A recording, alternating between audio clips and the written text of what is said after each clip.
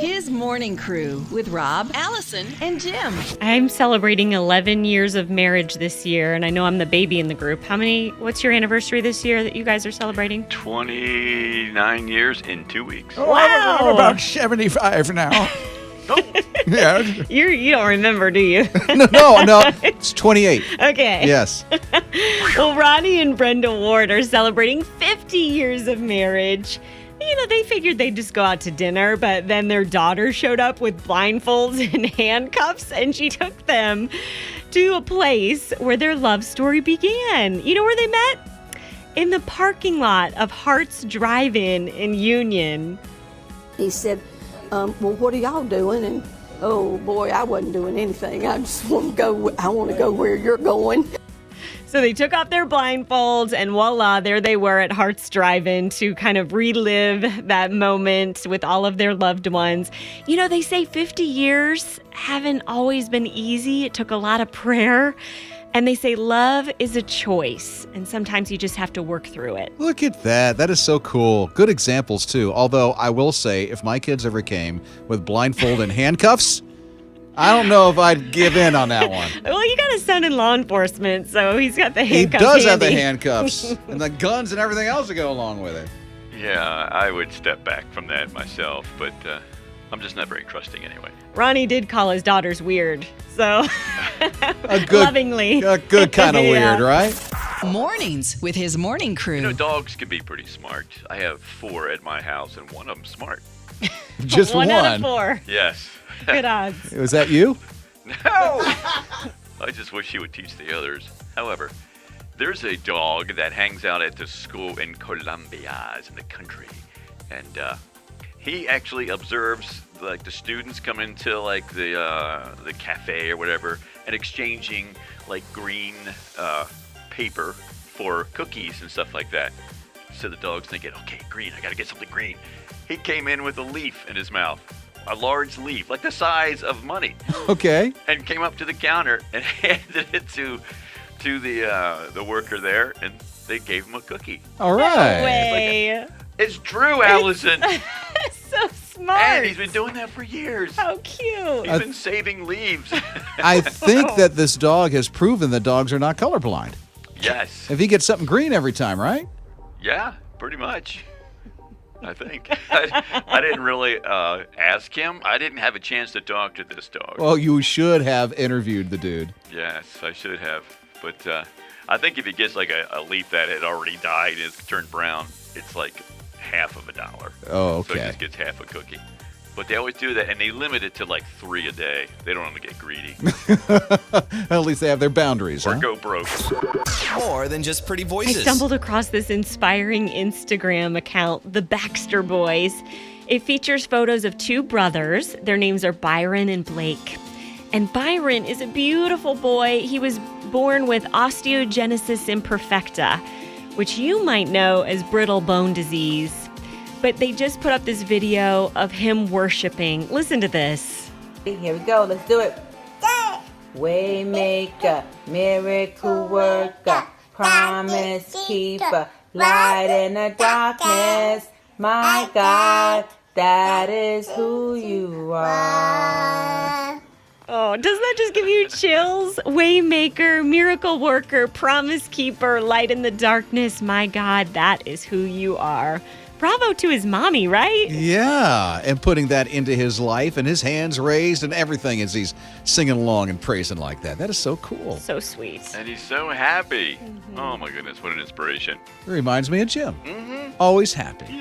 His Morning Crew. Found a brand new iPhone case for you. That could make you even a little bit more healthier. I can't be any more healthy. It's durable. It's strong. You can't break the case whatsoever because it's 22 pounds. What? The case? Yeah. It's a dumbbell. Don't keep your calls short. Yeah, you just pull it right on up, you talk, you flex, and then you're done with your conversation. Or while you're working out, if you just have to watch a video, you can watch your video on your dumbbell because it's your iPhone case. Is this real? It's a real deal. It's a real thing. Is it selling like hotcakes? No, it's selling like dumbbells. Oh. It's designed for gym rats, really. You watch videos, keep your social media, and it'll set you back $100. What? I can see you want one for Father's Day. That would not be a bad idea. Thank you, Allie. Putting it on your list. Mornings with his morning crew. Well, here's something I'm way too young to understand. Plus, I'll never be a grandmother. But choosing your grandma name is serious business. I saw this video on several friends' Facebook. They post this on there, and it's hysterical. It's a little spoof on, because they come up with some weird names for grandma, right? Unless it's the one that you call your grandmother, then that's the right name. But everybody else's sounds so weird to you. Like Nana or stuff like that. Is that what you mean? Yeah, Nana, Gigi, Mimi, all these kind of things. Anyway, you also name your poodles the same thing on some of these things. But that's okay. It's an endearing family thing. But listen to part of this. Oh, we got something in just yesterday that I think you will love. The Grammy. Oh my gosh, Grammy! Grammy, over here. Oh, wow. Grammy, look over here. I love you, Grammy. I love it. I'll take it. Perfect. I'll wrap this up for you. And just so you know, we have a 1-year return policy just in case anything goes wrong for whatever reason. She's in a jewelry store, and so it's presenting as different pieces of jewelry, and so different names. She's going through some of them, and each time she gets one, she goes into this imagination, like how it would be, and so she liked the thought of that. Sounds like a Grammy Award, right? Yeah, Grammy. Yeah, I don't know what mine's going to be, not grandmother, but grandfather. I just have the kids call me Jim. Peepaw. No, Peepaw. that's not it. I like Peepaw. Well, that's not your choice. Well, it's better than the other choice. Jim? No, never mind. Mornings with Rob, Allison, and Jim. When was the last time you went to Chick-fil-A and saw someone singing in Chick-fil-A? I don't know that I've ever seen that in person. Jim, last time you sung in Chick-fil-A was what? Was it Tuesday? Was it Tuesday, right. So, check this out. First Baptist Church in Hilton, New York had their teens go to a teen summit, and they were still on their worship high and what they were learning about Christ, that they stopped on the way back at a Chick-fil-A. The whole youth group is in Chick-fil-A. I mean, that's pretty cool in itself. And then one of the guys brought in their guitar and then did this.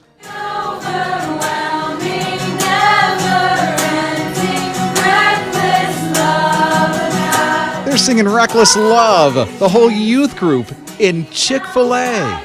And then others started to sing right along with them. That's just awesome. I'm sure the whole restaurant loved that worship session while they're eating their nuggets. That's awesome. I think there was just one guy with his mouth wide open, but everybody else was like singing along with the youth group. That's good nugget eating music. Yeah. It is, isn't it? And waffle fries. I'm getting hungry. More than just pretty I voices. try not to yell, but I do fail sometimes. But I am pretty good at it. There's a whole community of people who are not good at yelling. They're good at hollering. And yes, there is a difference between yelling and hollering. In Spivey's Corner, North Carolina, hollering has been used by farmers for decades to communicate with one another. And that was like before, they had modern conveniences like the telephone. They used to do things like this.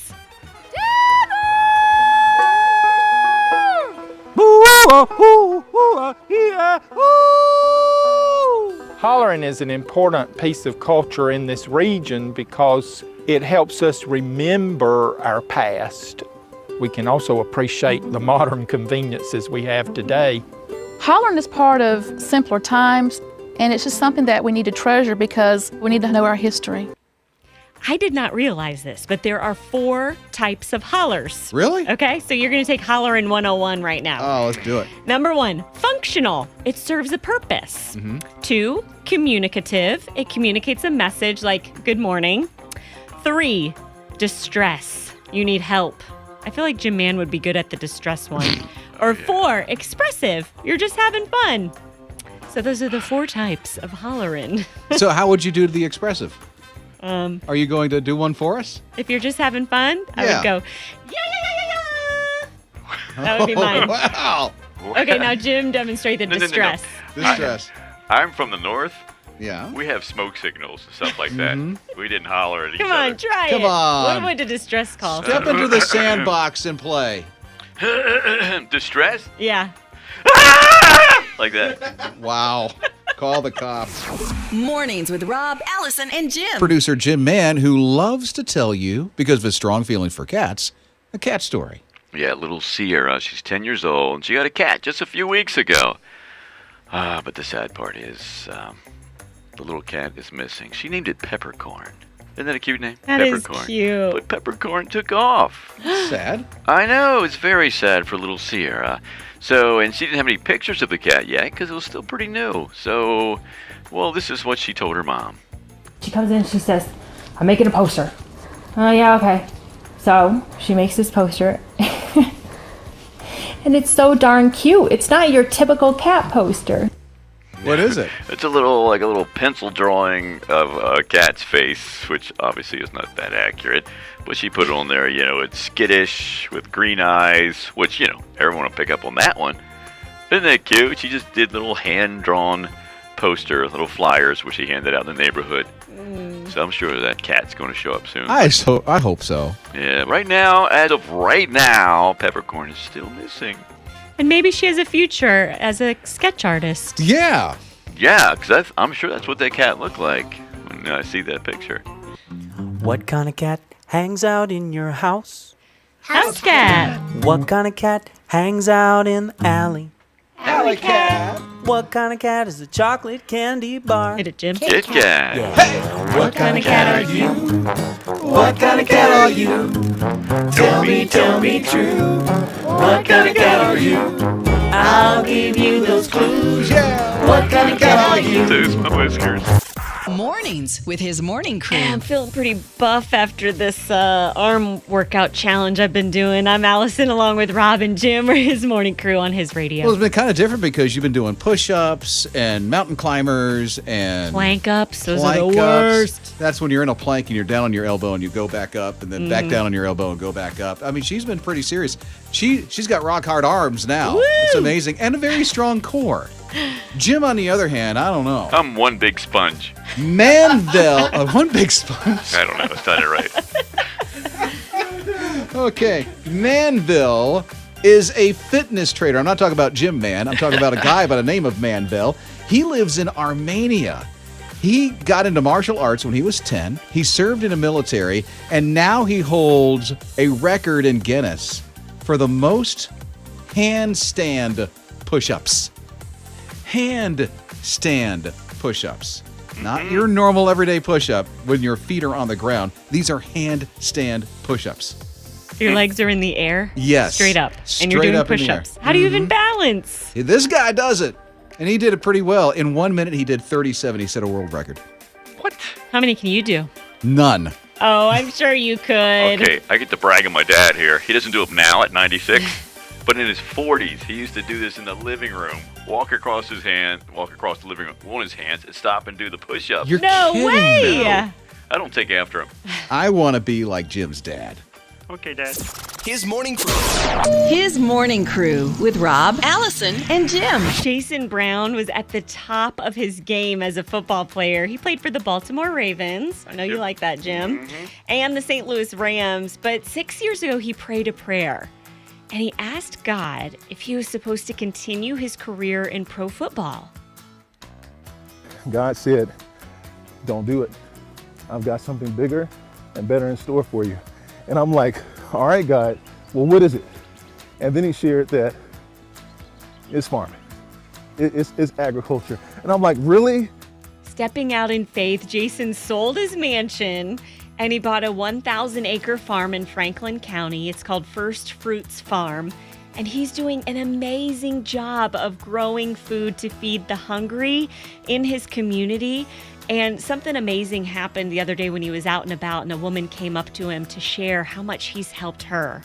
And she said, look, I know you don't know me, but my family was going through a hard time last year. I was laid off from my job, and I went to the local food bank, and your sweet potatoes was the only thing that was there.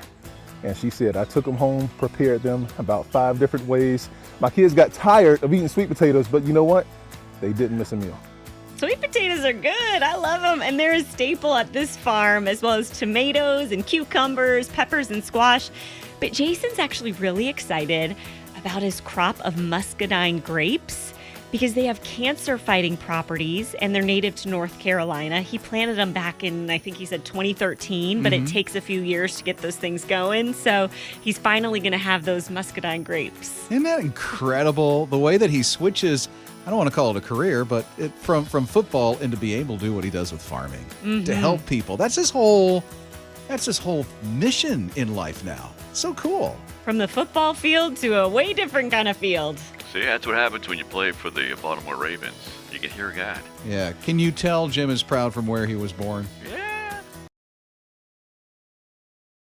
Rob, Allison, and Jim. Speaking of babies, these twins were born just recently in Florida. Twins. Boy, they're a little angry, aren't they? And I'll tell you why. Because they took them apart from each other just for a moment.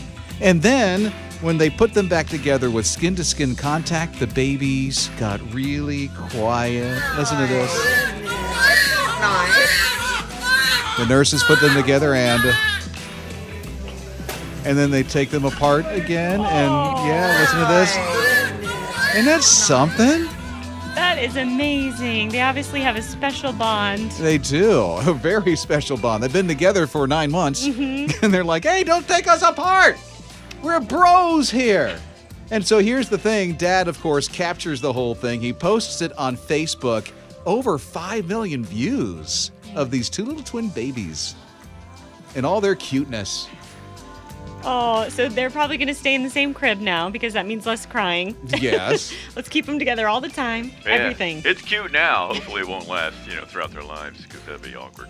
Mornings with Rob, Allison, and This Jim. has never happened to me while I was paddleboarding. The stand-up paddle boards.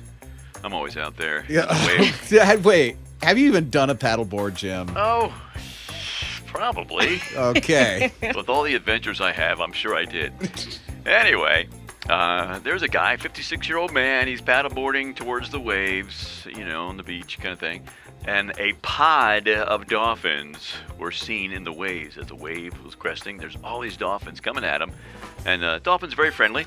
But one jumped up and knocked the guy off. No. Yeah. Body slammed him. Yeah. But he did say, excuse me. Coming through. Yeah, I think he was trying to jump over the board and then realized, oh, there's somebody on top of it. I hear like a pod of dolphins will grab a wave sometime and take a wave in together. Yes. They're very much like us, I think that's what they were doing. They're all just kind of coming in the waves. Yeah, yeah. You see like a silhouette of all these dolphins. And then That's awesome. One jumps up. Oh, no. Boom. But the guy's okay. Okay, I was going to ask you, had to go to the hospital, broke a rib or two. Yeah, and a good thing when you see dolphins, there's no sharks around. So that's a good sign. Everybody's safe. Rob, Allison, and Jim. He's done it again. Another discount grocery store discovery. Come with me to the grocery store. Oh, come with me to the grocery store. I'll meet you there forevermore. Come with me to the grocery store. Oh, I like you are. We're all trying to eat healthier, right? Yeah. So, but when you think about it, it's kind of crazy to wash down those free-range organic meals with, a diet soda or something, which I'm guilty of. I like diet soda. Oh, no. I know. It's crazy talk. So, I've got a little beverage for you to try. Okay. What? All right, so go ahead and crack this open. You're going to feel like you're going to the spa, minus the mud wrap or the seaweed treatment or the alpha hydroxy peel. Jim knows what that is. Yes. Because he gets facials. That tastes healthy. Oh, yeah. Doesn't it? Mm-hmm. I taste healthy. cucumber. You would be right. Whoa, This nice. is called Spindrift Sparkling Water.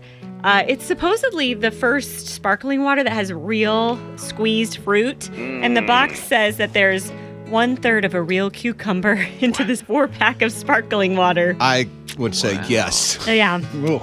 I don't really love cucumber water, I'm just going to be honest. What's wrong And with you? in this? And so this I don't really love. Oh, Is man. it diet cucumber? It is 0 calories, Rob, so you'll be happy. Oh, no, it's 2 calories. Oh, okay. Oh, no! Ouch. Come with me to the grocery store. Oh, come with me to the grocery store. I'll meet you there forevermore. Come with me to the grocery store. Oh, I like you are.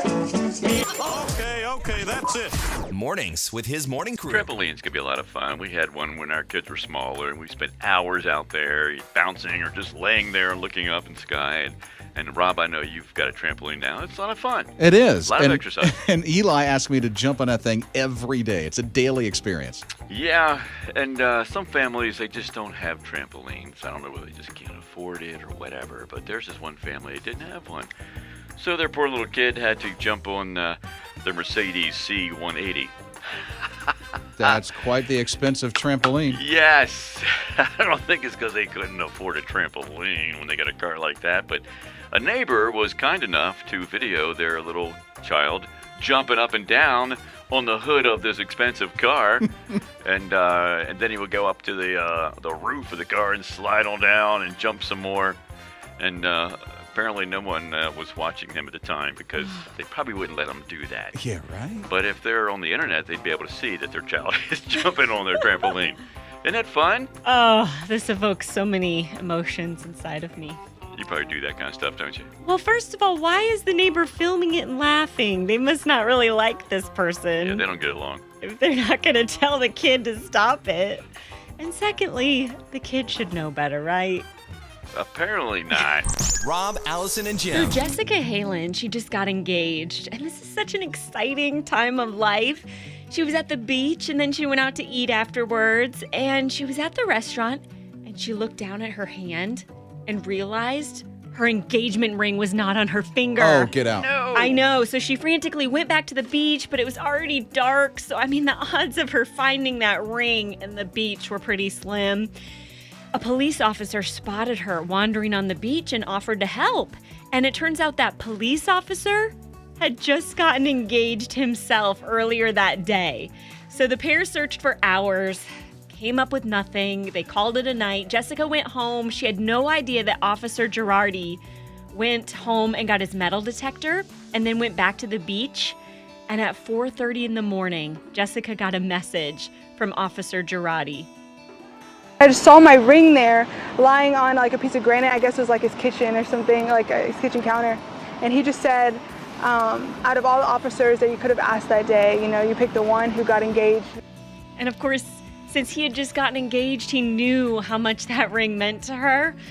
And I just think that's such a cool example of an officer totally going above and beyond. Yeah, to help do this that lady. on his own time. I know. That is amazing. 4:30 in the morning. Mm-hmm. Man, I like that guy.